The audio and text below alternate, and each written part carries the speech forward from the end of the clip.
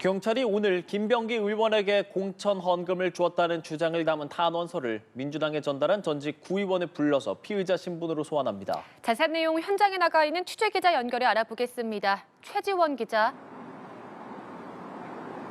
네, 서울경찰청 광역수사단에 나와 있습니다. 각종 특혜와 공천헌금 의혹을 받는 김병기 더불어민주당 의원에 대한 경찰 수사가 속도를 내고 있습니다.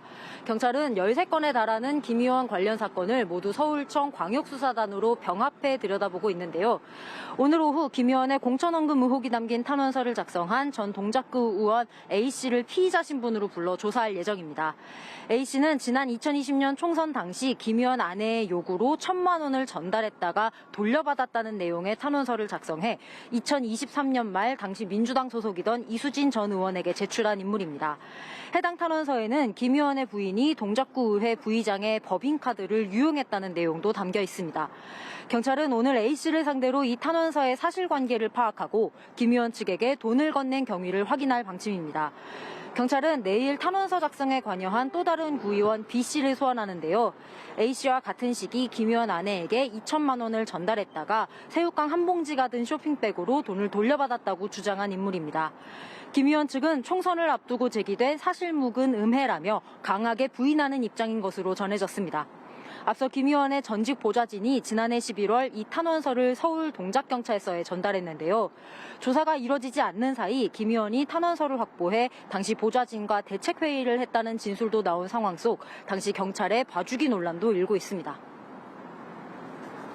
네, 그런데 주요 관련자들이 휴대폰을 바꾸는 등 과거 기록을 지우는 정황도 포착됐다고요?